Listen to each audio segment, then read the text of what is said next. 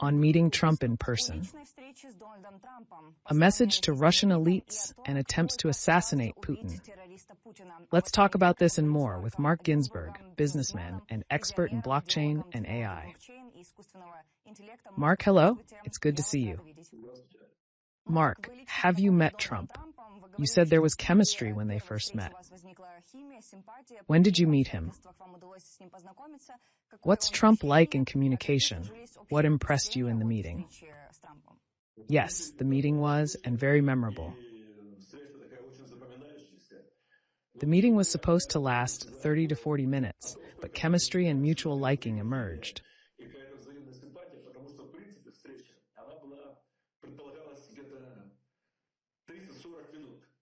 In fact, the meeting lasted 4.5 hours. We started in the office, discussing the main issues. We discussed the construction of Trump Tower in Kiev, on Krещатик, next to the Dnipro Hotel. There's about 80 acres of land, and I wanted to build something substantial.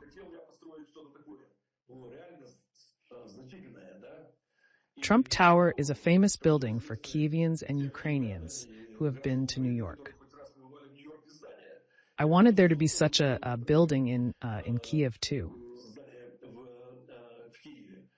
We discussed the main issue for 30 to 40 minutes and then moved on to talking about life, business, and kids. He told me that for 25 years he had been sleeping 4 hours a day.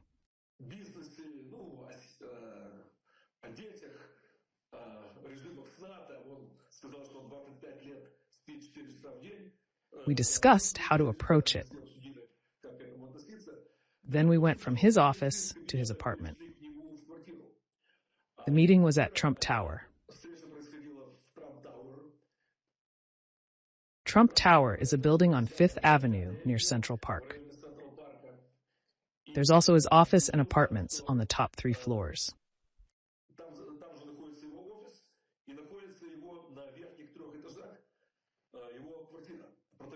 The building itself is 58 stories.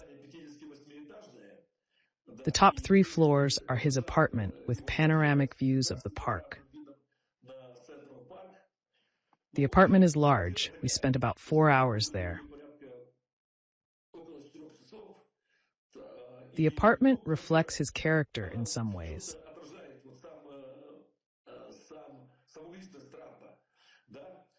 It is in the style of Louis XIV, Baroque, Versailles. Lots of gold, bronze, candelabras, and paintings.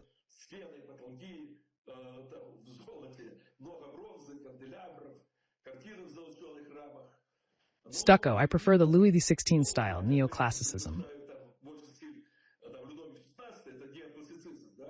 He preferred Louis XIV, luxury gold, the Sun King. I prefer a restrained Louis XVI with antique motifs.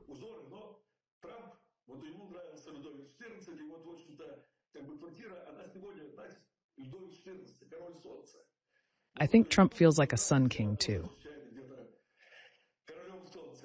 Mark, you have a good impression, and we believe that Ukraine is in for a change under Trump, despite his promises to end the war quickly.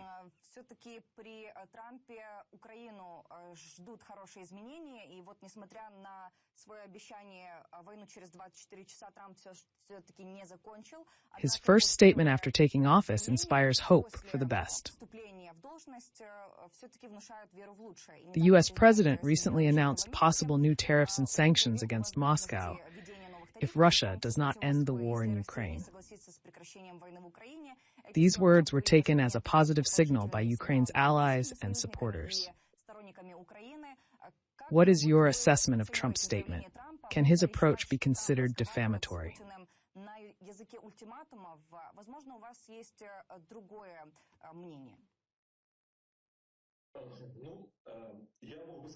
About the station, today we enter a new world.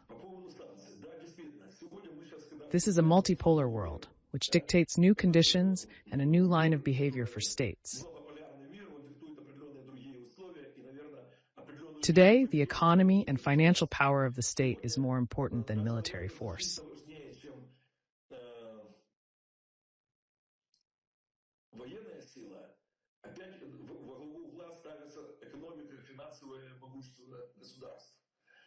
Previously, modern tanks and aircraft carriers were the deciding factor in warfare.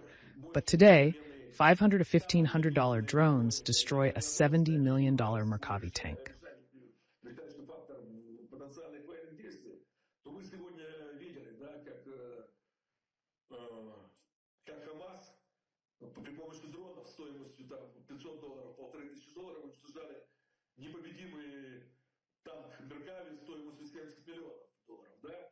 Today, drones costing a few $1,000s destroy facilities worth tens of millions.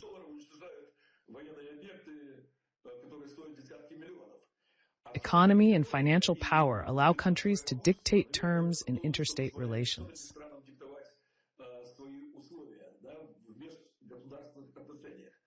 Trump is using tariffs and duties as a tool because, as a businessman, he is well aware of their effectiveness.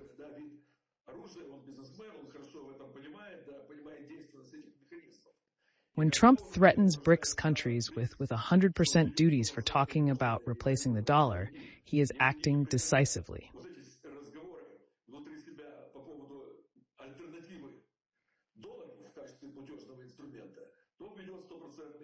Trump has threatened increased duties on Canada, Mexico, and the EU if they don't increase their purchases of oil and gas from the U.S.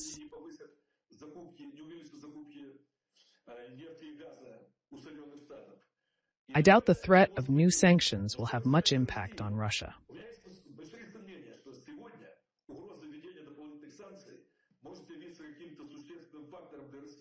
More than 10,000 sanctions have been imposed against Russia since 2014.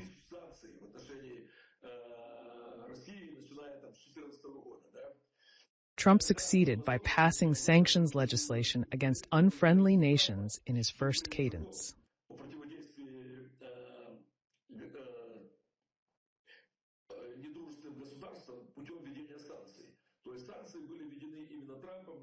The sanctions were enacted into law by Trump. Can sanctions be an effective weapon against Russia? Negotiating within the relationship. Russia's foreign trade in 2024 totaled about $584 billion at the end of October.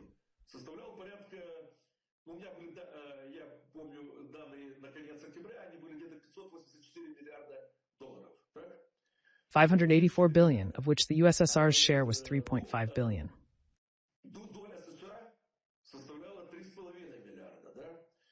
The share has fallen every year, and by the end of 2024, it was $3.5 billion in October. This is 0.5 of Russia's foreign trade volumes. For Russia, this is insignificant, as 61.5% of its exports are mineral fertilizers and energy resources. Russia has substituted its exports to the EU with Asian countries, including India and China. Sanctions as a weapon don't work anymore. Russia's handling of sanctions is effective.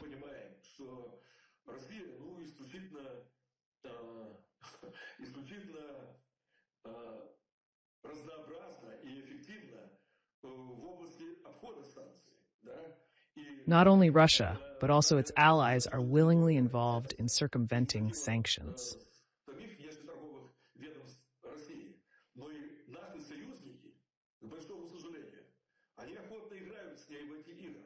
Do you realize that it is difficult to engage in re-exporting or circumventing sanctions? The EU set records for Russian exports in 2024, which I don't like.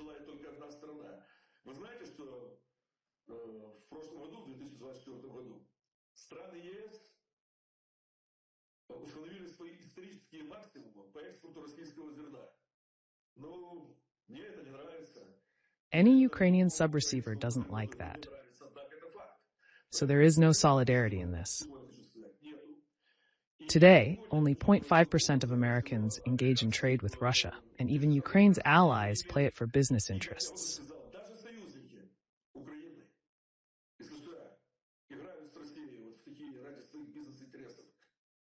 Allies are playing games to help circumvent sanctions. You said, Mark, that Putin has trapped himself in a trap that prevents him from coming to the negotiating table. He has claimed demilitarization, but he will not be able to convince anyone to achieve those goals. Kremlin speaker Dmitry Peskov said Russia is ready for contacts with the United States at the presidential level.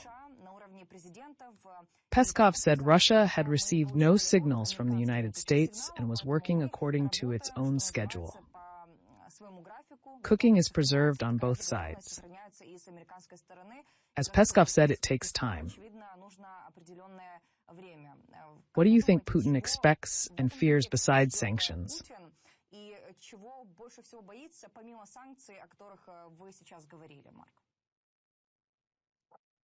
I think Putin is waiting for the next one. He realizes that war fatigue has set in.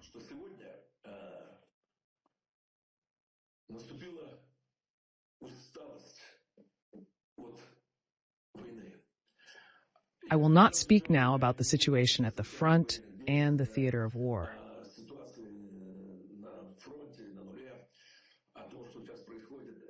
Putin, in my opinion, has no interest in ending this war.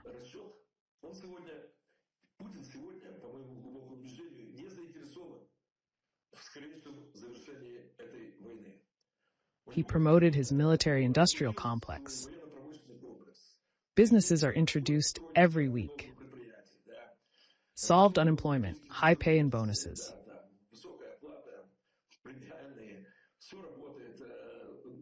Science serving defense has received new incentives and funding.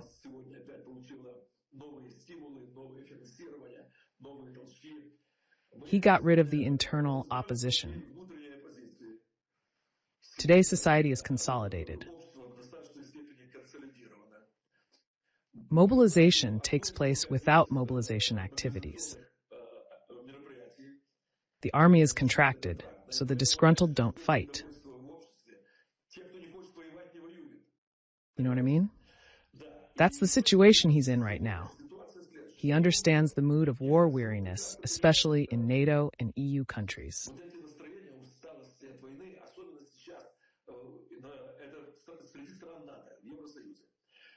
Europe has always disliked Trump and is wary of him, which is justified.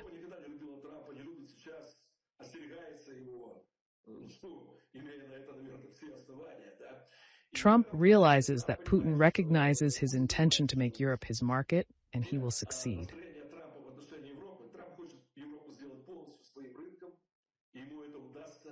Trump wants to put Europe on his energy resources. Trump seeks to become the largest energy exporter, take away the European market, and move many industries to the U.S. to bolster the economy.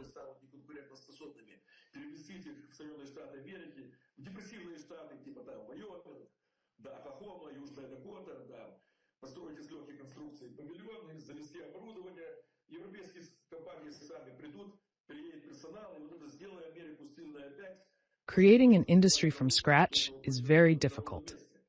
In America, for the last 30 years, everyone has aspired to be a lawyer and a financier.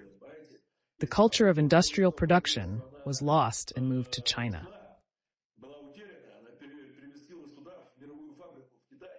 Trump's views on Europe are hardly to the liking of Europeans.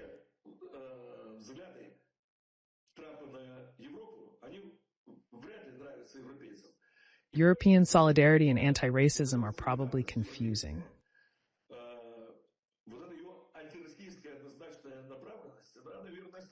Europe has fully realized this already. For 80 years after World War II, Europe was not part of Russian military tactics. And the Europeans hardly like it. They realize that they could become a theater of war. What happens in Africa and the Middle East can be transferred to Ukraine and Europe. It's unlikely they want that. In November, the G20 summit was held in Rio de Janeiro.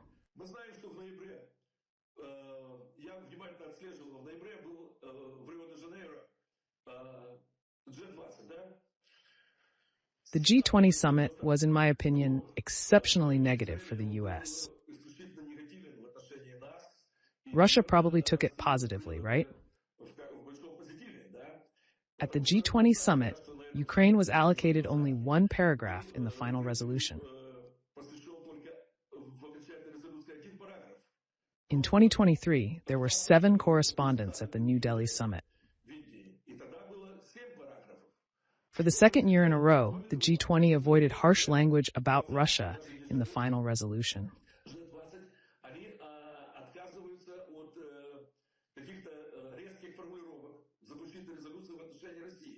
There was not a single harsh wording. Central topics: taxes for the super rich, climate, gas, UN reform, and the Russian-Ukrainian war. It received minimal attention.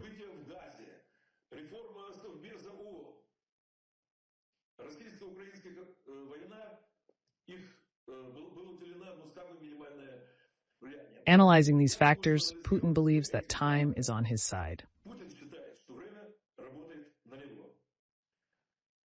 Peskov said he is only hearing talks so far, even if talks begin. All they hear is talk of an intention to negotiate.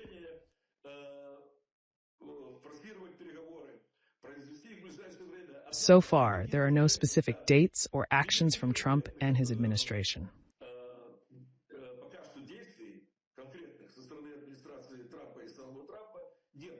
So far, it's all talk. He hardly serves as a calming factor for us. We need the negotiations to end and the bloodshed to stop, because negotiations can last a long and uncertain time.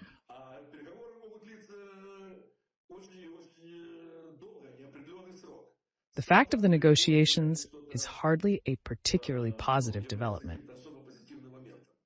Republicans have long been sidelined from foreign policy.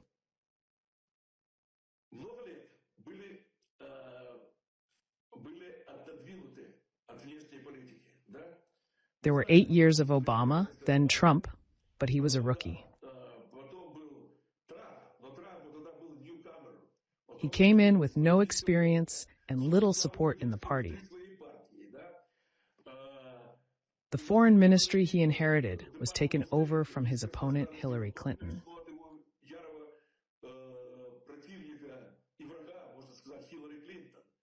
There was no support, and pursuing foreign policy on his own initiatives was difficult because of Trump's rejection in Europe.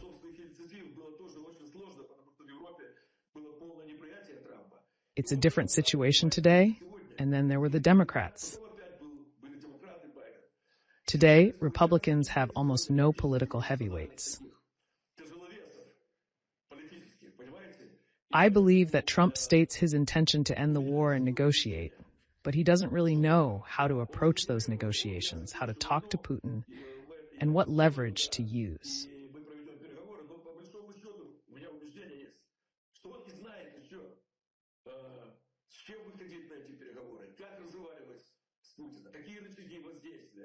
Talk of sanctions suggests a weak position and no strong bids. I look at this with optimism and accuse the Biden administration of trying to destroy Putin.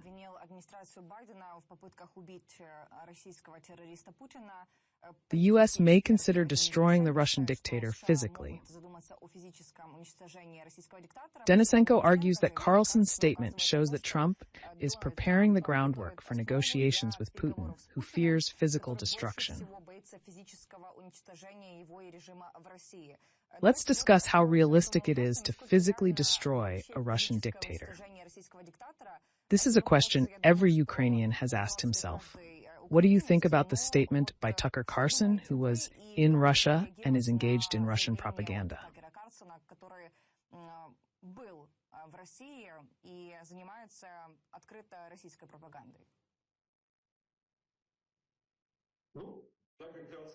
But we get it. Tucker Carlson got his fame by dishing out his fame.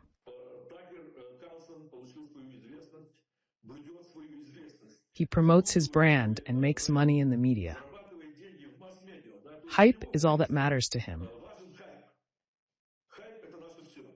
So he makes catchy statements and headlines to attract attention. It works to monetize its channels, stress information, and brand.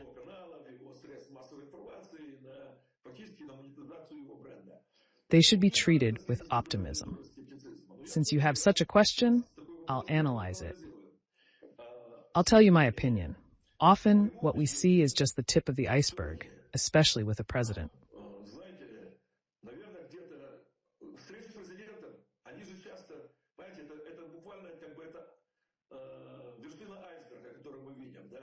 Press statements often do not reflect the actual decisions that are made at the preparatory level of meetings or through aides and foreign intelligence services.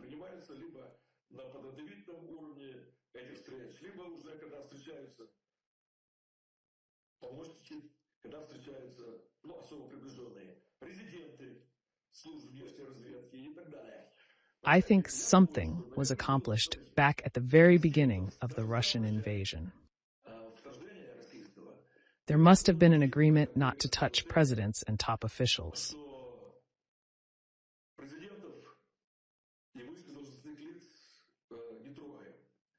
The Israeli president said that after a conversation with Putin, he gave Zelensky assurances that Putin had no plans to interfere in Zelensky's politics, after which he continued to be active in the media.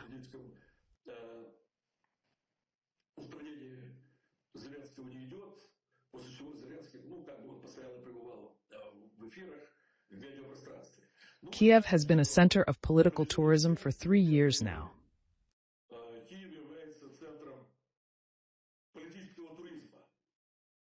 Prime ministers, presidents, and foreign ministers of different countries. They come to Kiev confident of their safety.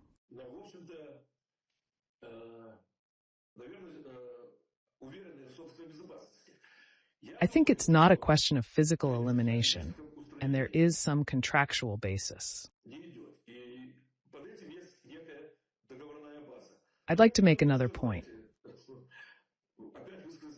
Perhaps my opinion is unpopular, but I believe that many in Ukraine, while wishing Putin dead, mistakenly believe that his disappearance will lead to peace or a break on the front.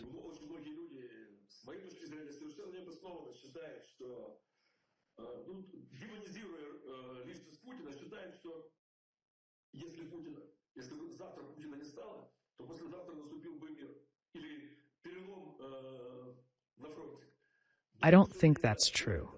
My thought may cause a negative reaction.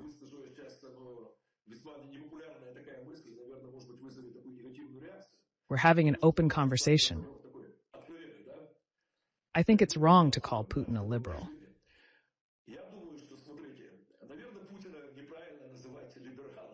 A man with tens of billions of dollars.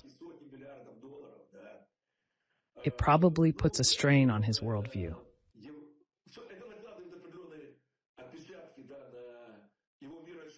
Domesticity defines the mind. I'm not trying to tone down the attitude, but his image is heavily demonized.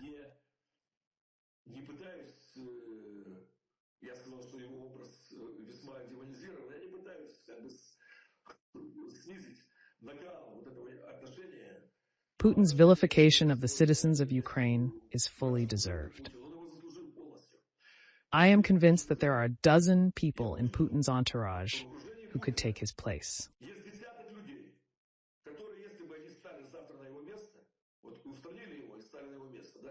The situation would have been even worse. Do you remember, just 15 years ago in the spring of 1999, the events in Yugoslavia?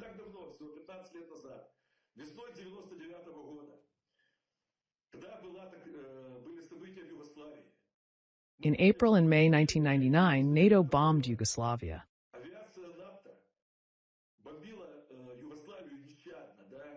At first, it was 350 departures per day, then up to 750 daily.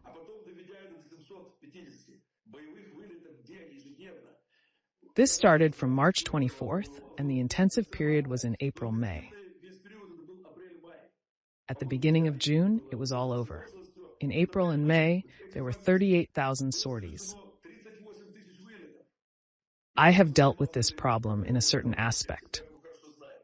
38,000 sorties, including 23,500 combat sorties, destroyed more than 900 targets.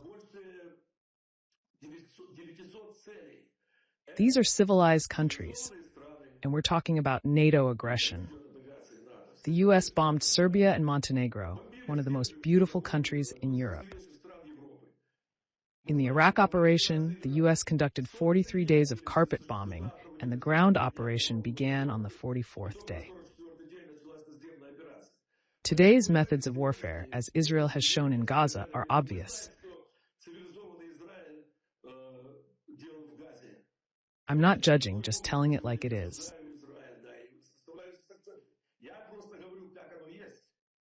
Luckily, we didn't become tourists.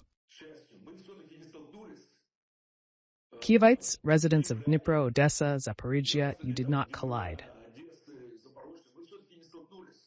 Russia did something horrible.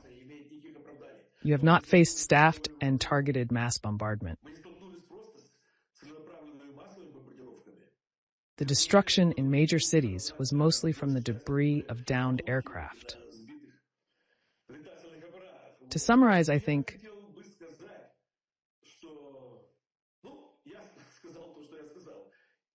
that Putin's physical destruction is not being considered.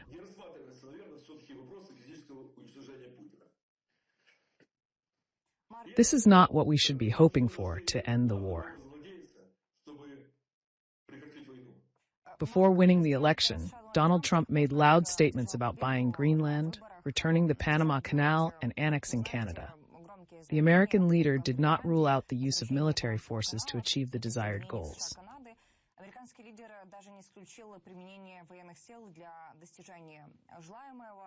What interest does Trump have in Greenland, Canada, and the Panama Canal? What is the background to the U.S. president's statements? What's behind Trump's whims, and why such rhetoric?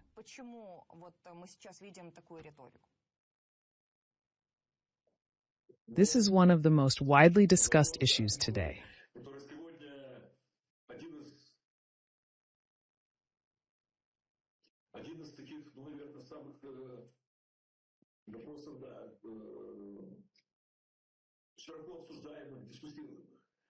Let's start with Greenland. It has a long history of attraction. From my point of view, this can be realized as quickly and realistically as possible. Greenland is an island with a population of 57,000 and an area of 2.16 million square kilometers.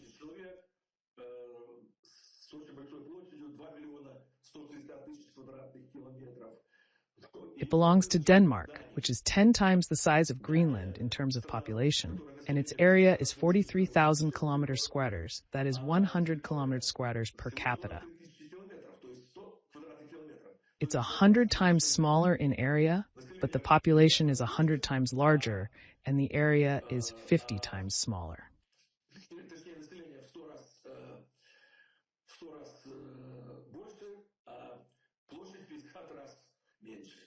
The territory of Greenland is probably worth mentioning briefly.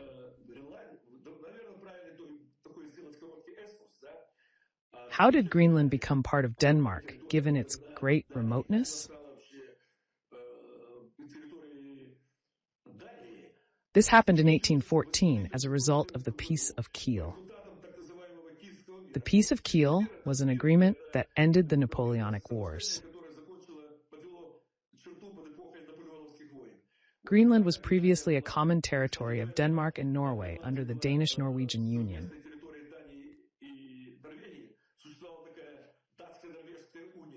After the dissolution of the Union in 1814, Greenland became a territory of Denmark. In 1979, 45 years ago, Greenland was granted autonomy status.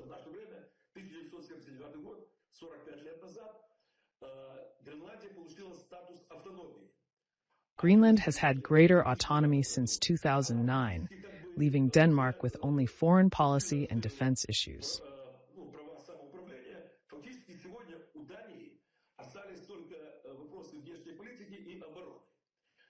After World War II, the U.S. offered Denmark to buy Greenland for $100 million, but Denmark refused.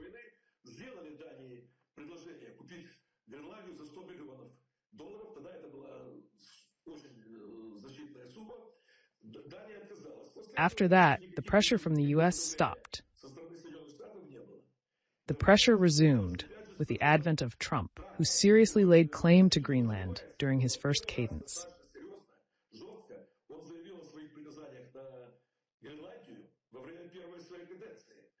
In 2019, when Frederickson first took office, she responded harshly to Trump, calling his proposal absurd.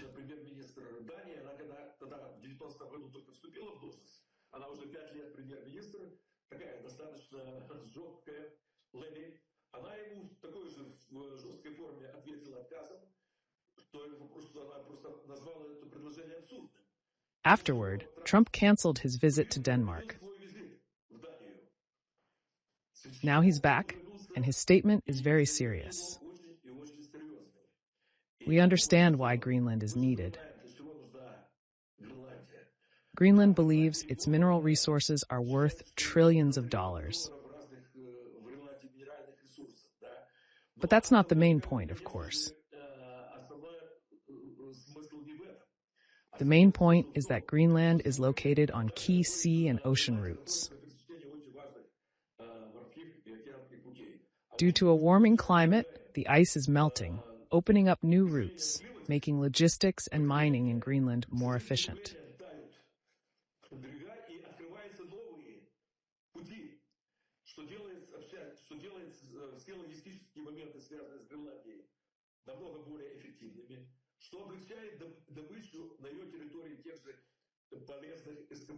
The main point is that Greenland and Canada are the way to the Arctic. I'm sure that the Arctic will become one of the global sources of conflict in our multipolar world.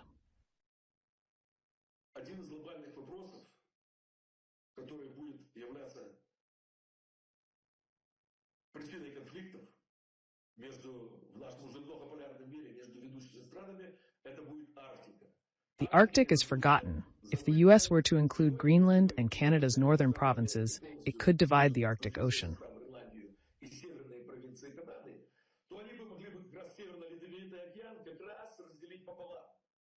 Today, it is known that the area from Spitsbergen to Alaska is controlled by Russia. We can say that Russia is in line. This is a big problem for America. Why? Because the Americans insisted on banning the use of long-range missiles.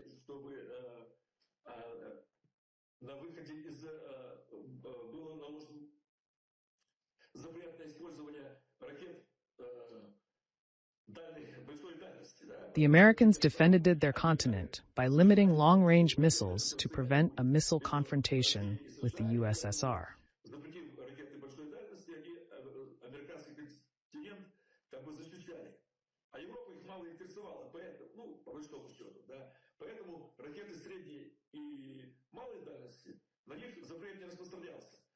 And one must always learn the material part. Perhaps the U.S. foreign policy staff of the time didn't study geography well.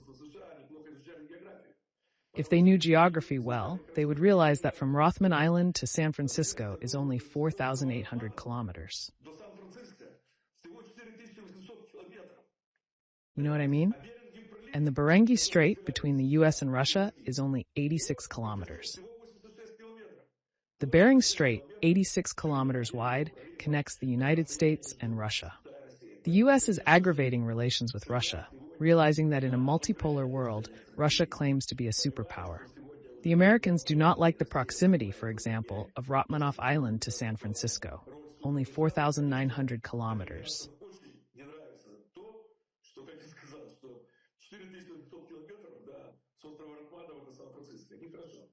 Arctic. There are a few other points, but not about that right now. Regarding Greenland and Canada,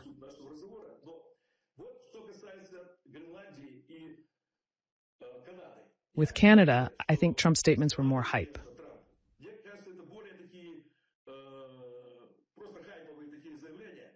It will be difficult with Canada because it is a de jure member of the British Commonwealth.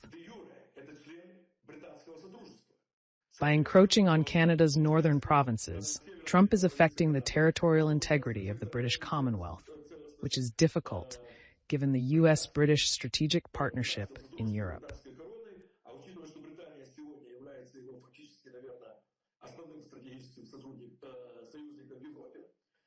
After the formation of AUKUS, the military alliance of the US, UK, and Australia became a key alliance for America. They need to control the Indian and Pacific Oceans to counter China. That's why it's going to be tough with Canada. This is probably a personal difficulty with objective and subjective reasons.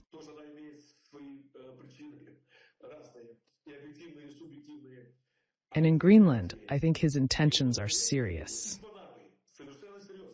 EU countries are probably unhappy with the statements about Greenland because support for Ukraine and hostility towards Russia is based on Russia's violation of the territory of independent Ukraine, which is contrary to European agreements.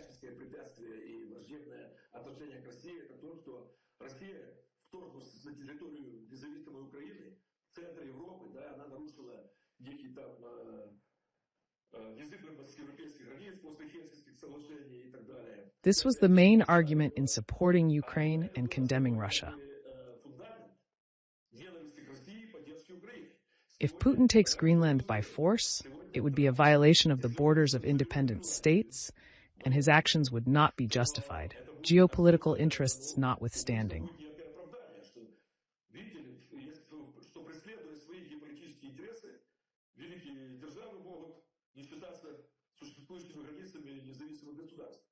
EU policy today is negative. There have been a number of statements from European leaders. And there was an interesting report yesterday that Denmark has decided to tough it out with Trump.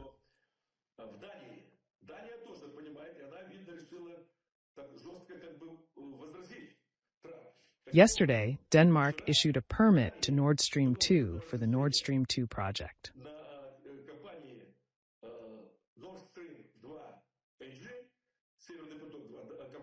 Permission and license to resume work on the Nord Stream 2 pipeline branch were issued. They have begun remodeling and renovations.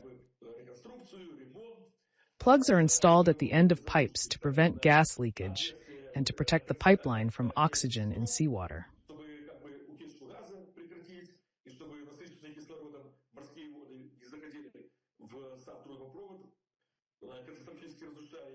This was most likely in response to Trump's actions, as the destruction of Nord Stream 2 is tied to U.S. interests seeking to secure Europe's energy resources.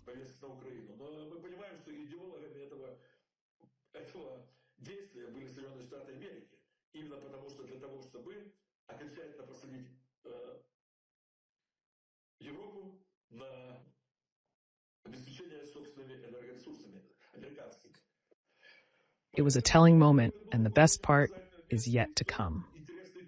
As for Panama, I think Trump will be relentless on the U.S. He stated that the canal was built by the Americans at the beginning of the century. In 1999, the canal was transferred to Panama, and it has been its property ever since.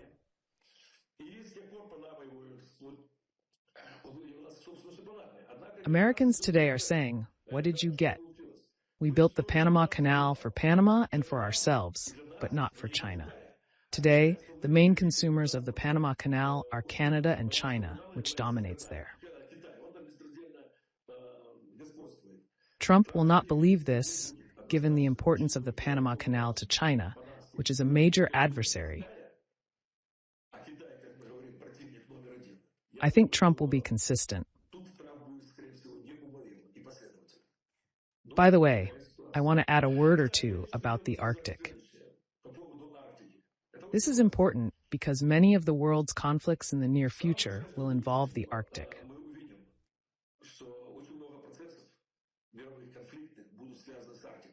I think NATO countries are already preparing for a conflict with Russia in the Arctic.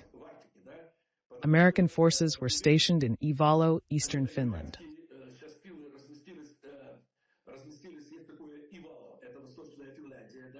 They built a large base in Ivalo, just 30 kilometers from the Russian border and 300 kilometers from the Northern Fleet base.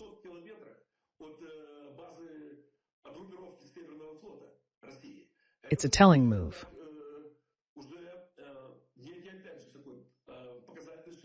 The UK spent £10 million on snowmobiles for the Marines.